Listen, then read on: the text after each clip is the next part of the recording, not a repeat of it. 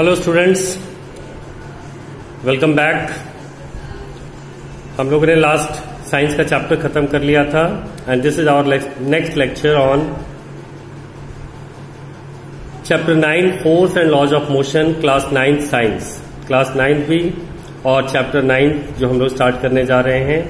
Motion आप लोगों को रवि सर ने कंप्लीट करा दिया है, तो आइए अब हम लोग अपने इस नए चैप्टर को स्टार्ट करते हैं। और I will like to tell you कि इस पूरे चैप्टर का नोट्स तैयार हो चुका है जो आपको मिल जाएगा and you should write those notes in your copy and learn them out. फिर इस चैप्टर को खत्म करने के बाद हम लोग इसके न्यूमेरिकल्स को भी कवर करेंगे।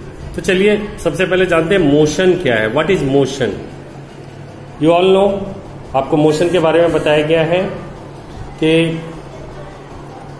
When a body changes its position with respect to time and stationary observer, then that is called as motion. अगर कोई भी बॉडी मूवमेंट करता है, अपनी पोजीशन को बदलता है एक जगह से दूसरी जगह, तो हम उसको मोशन कहते हैं। तो मोशन हमारा लास्ट पिछली चैप्टर के अंदर में टॉपिक था। इस बार हमारे पास पढ़ना है force and laws of motion. तो चलो सबसे पहले हम डिफाइन करते हैं व्हाट इज फोर्स। ये फोर्स क्या है? तो चलिए फोर्स के बारे में बताएं आपको कि force is that agent which is in the form of push or pull, which either changes or tends to change the position, motion, direction, shape or size of an object. किसी भी object का shape है, size है, उसको बदलना है, हमें force लगाना होगा। आप यहां देख सकते हैं, अगर ये बैलून है, इसको मुझे सिकोड़ना है तो मुझे फोर्स लगाना होगा। किसी चीज को खींचना है तो फोर्स लगाना पड़ेगा, लेकिन इनसे क्या होगा, उसका शेप चेंज हो जाएगा। अगर कोई बॉडी रेस्ट पे है और उसको धक्का मार के हम बाहर भेजते हैं तो भी हमें फोर्स लगाना होगा। जैसे ये ड्रॉअर खोलने के लिए फोर्स लगाना पड़ेगा, बंद करने के लिए फोर्स लगाना पड़ेगा।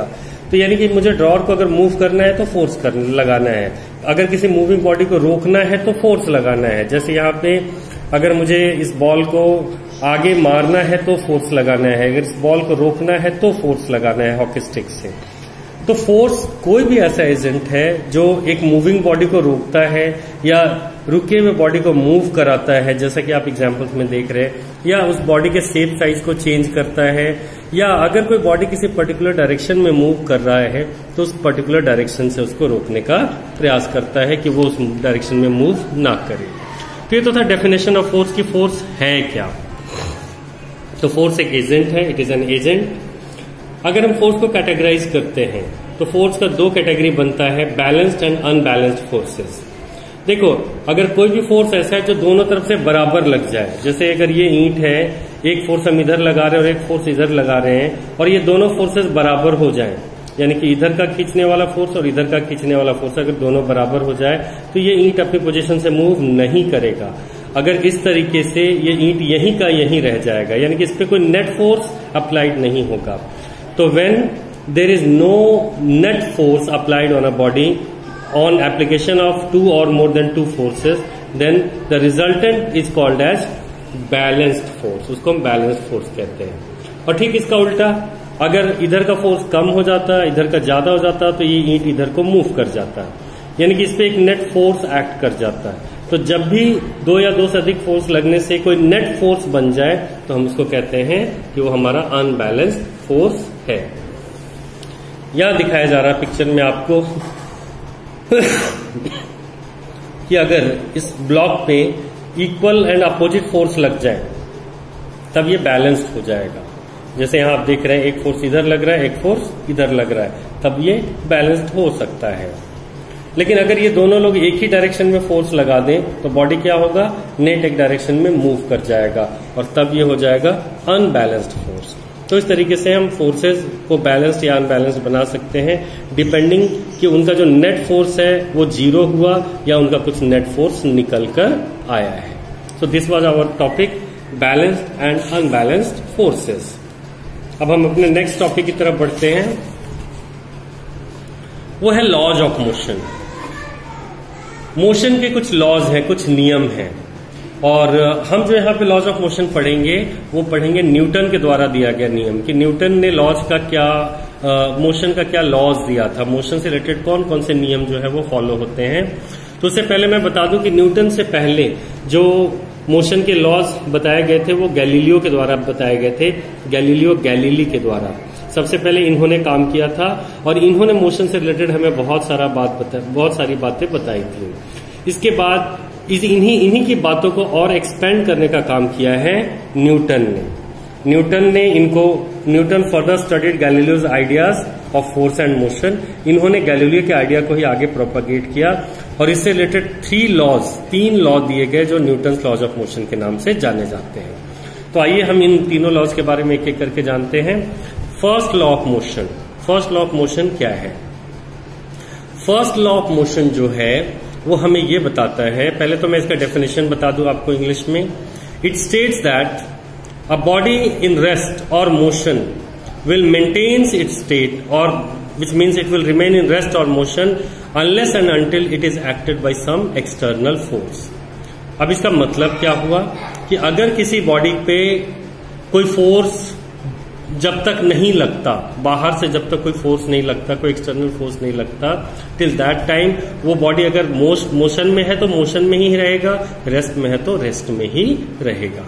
यानी कि चलता हुआ बॉडी चलता रहेगा, रुका हुआ बॉडी रुका रहेगा। कब तक? जब तक उस पर बाहर से कोई फोर्स ना लगाए। तो हम बहुत सारे एग्जाम्पल में देखते हैं कि अगर कहीं कोई पत्थर रखा हुआ तो वो वैसे का वैसे ही पड़ा रहता है, लेकिन अगर कोई आके उसको ठोकर मार दे तो पत्थर मूव करने लग जाता है। यानी कि फोर्स लगाने से मोशन होता है। अगर फोर्स नहीं लगेगा तो जो चीज है जिस हालत में है वो उसी हालत में रहेगा। तो ये तो था आपका first laws of motion. First law of motion से रिलेटेड एक टर्म आता है और उस टर्म को हम लोग कहते हैं इनर्शिया। क्या टर्म है इनर्शिया का? तो फर्स्ट लॉ ऑफ मोशन हमें इनर्शिया डिफाइन करता है कि व्हाट इज इनर्शिया। तो inertia is any property of a body. ये किसी भी बॉडी का वो गुण है जिसकी वजह से वो अपनी पोजीशन को मेंटेन कर पाता है। यानी कि हर बॉडी के अंदर गुण है कि अगर वो रुका है तो रुका ही रहना चाहता है, अगर वो चल रहा है तो चलते ही रहना चाहता है। तो इस तरह से जो इनके प्रॉपर्टीज होते हैं, रुका है तो रुके रहें, चल रहे हैं तो चलते रहें, इसी को हम कहते हैं कि ये इनर्शिया है। और इनर्शिया आर ऑफ 3 टाइप्स। इसके 3 प्रकार होते हैं। First inertia of rest, second inertia of motion and third inertia of direction. यानी कि अगर कोई बॉडी रेस्ट पे है तो वो रेस्ट पे ही रहना चाहेगा, और अगर कोई बॉडी मोशन में है तो वो मोशन में ही रहना चाहेगा, और अगर कोई बॉडी किसी पर्टिकुलर डायरेक्शन में मूव कर रहा है तो वो उसी पर्टिकुलर डायरेक्शन में मूव करते रहना चाहेगा। तो आइए देखें हम कि फर्स्ट लॉ ऑफ मोशन के कुछ एग्जाम्पल्स हमारे पास क्या है। यहां देखिए आपको एक कैरम बोर्ड दिखाया जा रहा है जिसपे कॉइन्स लाइन से खड़े कर दिए जाते हैं। ये जो कॉइन्स खड़े कर दिए गए हैं और ये है स्ट्राइकर। आप सबने कैरम खेला होगा। तो जब हम स्ट्राइकर से इसको हिट करते हैं तो हिट करते क्या होता है कि नीचे वाला जो कॉइन है वो निकल जाता है, बाकी सब एज इट इज रह जाता है। तो ऐसा क्यों होता है? तो इसके पीछे कारण क्या है? इनर्शिया ऑफ रेस्ट और मोशन का प्रॉपर्टी। पहले ये सारे कॉइन्स जो इनर्शिया ऑफ थे वो इनर्शिया ऑफ रेस्ट में थे, क्योंकि ये रेस्ट में ही रहना चाह रहे थे। लेकिन हमने स्ट्राइकर से फोर्स लगाया। फोर्स कहाँ लगाया? नीचे वाले कॉइन पे। तो नीचे वाले कॉइन के अंदर फोर्स लगने की वजह से इनर्शिया ऑफ मोशन आ गया। लेकिन ये तो सिर्फ नीचे वाले में आया, तो नीचे वाला मूव कर जाएगा और ऊपर के सारे कॉइन्स ऊपर ही रह जाएंगे।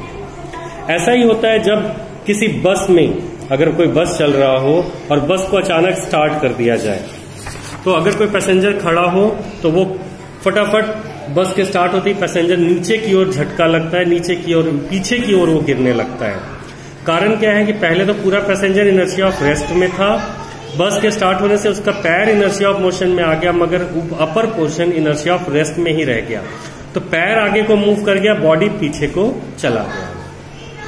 या अगर कोई चलता हुआ बस अचानक से रुक जाता है, तो अचानक से रुकने की वजह से क्या होता है कि उसका पैर तो इनर्शिया ऑफ रेस्ट में ही आ जाता है, जबकि बॉडी इनर्शिया ऑफ मोशन में था। तो बॉडी आगे बढ़ जाता है, पैर रुक जाता है, जिसकी वजह से वो आगे की ओर फॉल बैक कर जाता है। ऐसा ही एक और केस आपको यहाँ दिखाई दे रहा है कप्स का या ग्लास में। ग्लास के ऊपर एक कार्ड है, कार्ड के ऊपर एक कॉइन है। अगर हम कार्ड को हिट करेंगे तो कॉइन नीचे गिर जाता है इस ग्लास के अंदर में। ऐसा क्यों होता है? क्योंकि जो कार्ड है वो उसमें तो इनर्शिया ऑफ मोशन आ गया, कॉइन पे इनर्शिया ऑफ रेस्ट रह गया।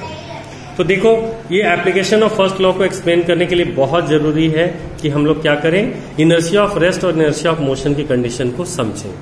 अगर कोई चीज मोशन में आती है तो वो इनर्शिया ऑफ मोशन गेन कर लेती है, और अगर कोई बॉडी रुक जाती है तो उसके अंदर इनर्शिया ऑफ रेस्ट रह जाता है। तो इनर्शिया ऑफ मोशन और इनर्शिया ऑफ रेस्ट के बेसिस पे हम लोग इन बातों को आराम से और बढ़िया से समझा सकते हैं आप लोगों को, या किसी भी क्वेश्चन का आप आंसर कर सकते हैं। तो डियर स्टूडेंट्स, आप लोगों को इस पूरे चैप्टर का नोट्स मैं आज ये वीडियो जाने के साथ साथ नोट्स भी भेज दूंगा, और आप उस नोट्स को कॉपी में कर लीजिए। कॉपी में लिखने के बाद आपको लर्न करने में आसानी हो जाएगा, और फिर हम लोग इस चैप्टर को आगे प्रोपेगेट करते हुए, आगे बढ़ाते हुए सेकेंड लॉ ऑफ मोशन भी स्टडी करेंगे, थर्ड लॉ ऑफ मोशन भी स्टडी करेंगे, मोमेंटम स्टडी करेंगे, इम्पल्स स्टडी करेंगे, और law of conservation of momentum study करेंगे। आफ्टर दैट, चूंकि ये फिजिक्स है और इसमें न्यूमेरिकल ओरिएंटेड क्वेश्चन होते हैं, तो हम आपको इन न्यूमेरिकल्स को भी आपको सॉल्व करने का मेथड ये अपने वीडियोस के माध्यम से सिखाएंगे। बस आप लोग से रिक्वेस्ट है कि ड्यूरिंग दिस क्राइसिस पीरियड आप में से कोई घर के बाहर ना निकले, कोई रोड पे ना निकले, अपने आप को सेफ रखिए। हम आप लोगों को ऐसे ही पढ़ाते रहेंगे और बताते रहेंगे, और इसकी एक फायदा भी है, अगर आप हमारे वीडियो को 3-3 या 4-4 बार डाउनलोड करके देखते हैं तो वो चैप्टर वैसे भी आपको बड़ी आसानी से याद हो जाएगा। तो ये आप लोगों के लिए एक बेनिफिट भी है, अगर हम पास नहीं है तो दूर से ही आपको मिल रहा है, लेकिन तब आप हमारी पढ़ाई को और ज्यादा बार देख देख कर समझ सकते हैं और लर्न कर सकते हैं। Till then, hope for the best. हम लोग उम्मीद रखते हैं आगे सब कुछ अच्छा होगा। बी केयरफुल, बी वाइज, और concentrate on your syllabus matter. Wait for my next class of science laws of motion.